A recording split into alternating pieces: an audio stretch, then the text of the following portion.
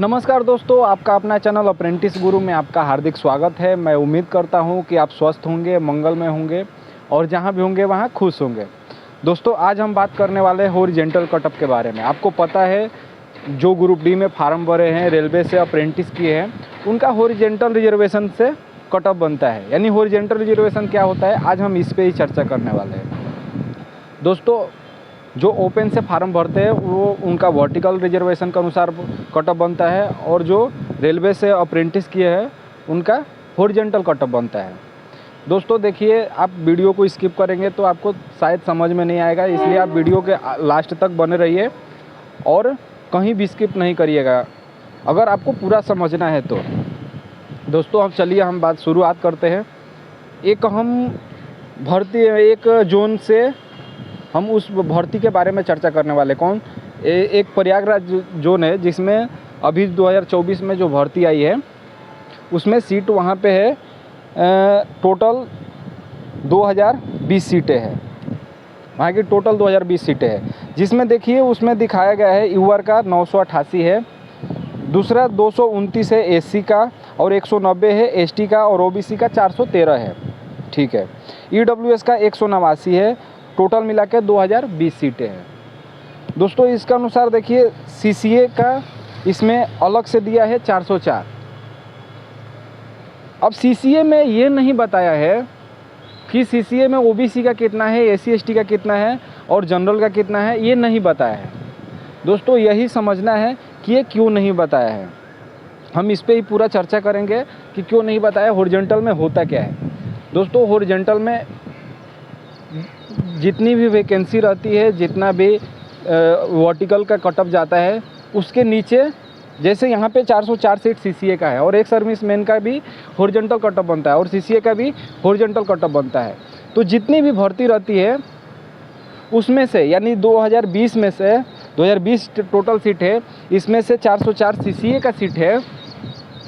तो ये 404 सीट ना ऊपर से उठा लेंगे। ऊपर से मतलब जहाँ से वर्टिकल का ख़त्म होगा, जहाँ से अप्रेंटिस का मतलब ओपन जो अप्रेंटिस नहीं किए हैं उनका वहाँ से ख़त्म होगा, वहीं से इनका स्टार्ट हो जाएगा। तो दोस्तों वहाँ से जब स्टार्ट होगा ना, वहाँ से 404 सीट उठाएंगे टॉप से, कहाँ तक, जहाँ तक कि 404 सीट के लड़के आ जाते हैं। और उसमें देखिए किसी की भी जनसंख्या ज़्यादा हो सकती है, यानी ओबीसी भी ज़्यादा हो सकते हैं, एससी एसटी भी ज़्यादा हो सकते हैं, जनरल भी ज़्यादा हो सकते हैं। इसमें कोई भी कास्ट का नहीं होता है। पहला स्टेप में, दोस्तों मैं फिर बता रहा हूँ, पहला स्टेप में कोई भी कास्ट का अंतर नहीं होता है। फिर उसमें से जब 404 सीट उठाएंगे, उसमें से होगा क्या कि अलग अलग रख देंगे, यानी कि ओबीसी को अलग कर देंगे। पहला स्टेप में क्या होगा कि 404 सीट को उठा लिया। दूसरा स्टेप में होगा कि अलग अलग कैटेगरी को अलग अलग डिवाइड में कर देंगे, अलग अलग हिस्से में कर देंगे, यानी जनरल का अलग कर देंगे, ओबीसी का अलग कर देंगे, एससी एसटी का अलग कर देंगे। और उसमें से देखेंगे कि किसका सबसे ज़्यादा कम गया है।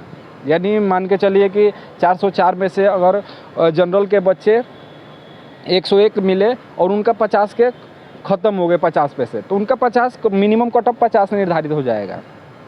यहाँ तक समझ में आया कि नहीं समझ में आया? अगर देखिए, ये मैं लाइव सोच रहा था कि ये लाइव सेशन लेने के लिए, अगर जहाँ भी दिक्कत हो तो आप लोग कमेंट करके बताइएगा। लेकिन ये वीडियो रिकॉर्डेड है, हम वीडियो रिकॉर्डेड ही बनाते हैं, क्योंकि हम लाइव के लिए अभी सक्षम नहीं हो पाए हैं, क्योंकि हमारा उतना चैनल भी बड़ा नहीं है कि हम आपको लाइव समझा पाए। लाइव आएंगे तो शायद उसमें कम लड़के जुड़े, लेकिन आगे हम कोशिश करेंगे लाइव आने के लिए। दोस्तों लाइव में ये होता है कि जो भी हम बात कर रहे हैं, आप उसमें जहाँ भी दिक्कत होता है तुरंत आप कमेंट कर देते हैं, हम वो कमेंट को देखकर कोई भी उसका रिप्लाई दे देता है। ये दोस्तों ऐसा होता है। अब मैं वहाँ पे था कि जनरल का मिनिमम कटअप निर्धारित हो जाता है, फिर वो बचा 304 सीट, उसमें से ओबीसी का 100 मान लीजिए, तो 100 उनका अगर मिनिमम 50 गया तो 50 पे उनका भी कटअप निर्धारित हो जाएगा। एससी एसटी का वैसे ही, मतलब मिनिमम कटअप जहाँ जैसे लड़के ख़त्म हो गए, यानी 404 सीट में 4 डिवाइड में, यानी जो भी जिसके जितने लड़के आए और उनका मिनिमम कटअप हुआ, वहीं से उनका मिनिमम कटअप निर्धारित हो गया। दोस्तों ऐसे ही बनता है हॉरिजॉन्टल कटअप। मुझे उम्मीद है कि आपको ये बात समझ में आई होगी। अगर नहीं आई तो आप कमेंट करके बताइएगा कि आपको कहाँ नहीं समझ में आया, फिर मैं इसको और विस्तार से समझाने की कोशिश करूँगा। दोस्तों, अगर आपको ही ऐसे अगली कौन से टॉपिक पे वीडियो चाहिए आप कमेंट करके बताइए। हाँ दोस्तों, आप लोग पढ़ाई करिए, और मैंने पहले भी बोला था कि ऐसा नहीं है कि पूरा कैटेगरी का कोई रोल नहीं होता है। कैटेगरी का रोल होता है, सीसीए में भी कैटेगरी का रोल होता है, लेकिन कब होता है? जब एक स्टेप पार करने के बाद होता है। यानी कि एक स्टेप क्या है? पहला यानी कि 404 सीटें, मतलब जैसे कि टॉप में से जितना उनको चाहिए वो उठा लेंगे, उसके बाद उसको अलग अलग कैटेगरी में डिवाइड करेंगे, उसके बाद उनका मिनिमम कट ऑफ निर्धारित होगा। आप समझ गए होंगे, मैं आशा करता हूँ, उम्मीद करता हूँ कि आप एकदम अच्छे से समझ गए होंगे, और जितना मुझे नॉलेज था मैंने आपको बता दिया। और दोस्तों, मैंने इस पर अच्छा खासा रिसर्च किया, उसके बाद ही आपके सामने आया हूँ।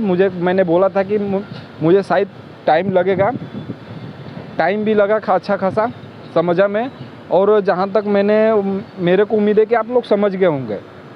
तो दोस्तों, अगर आप समझ गए तो अपने दोस्तों को भी इस वीडियो को शेयर करिए। और ये आपका परिवार है अप्रेंटिस गुरु, आप भी परिवार के सदस्य बन जाइए, यानी कि चैनल को सब्सक्राइब कर लीजिए। और वीडियो आपको अच्छी लगी हो, आपकी ज़रूरत के लायक लगी हो, तो आप वीडियो को लाइक कर दीजिएगा।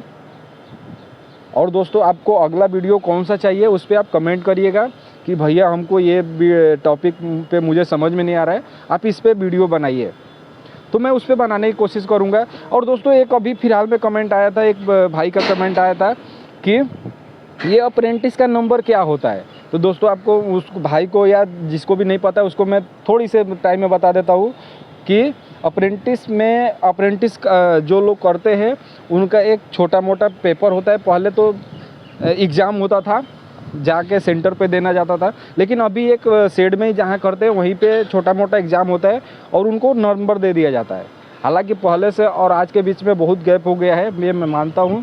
पहले 60-70 के आसपास में मिलते थे, अब 98-99 के आसपास में मिलते हैं, यानी 90 पार ही मिलते हैं।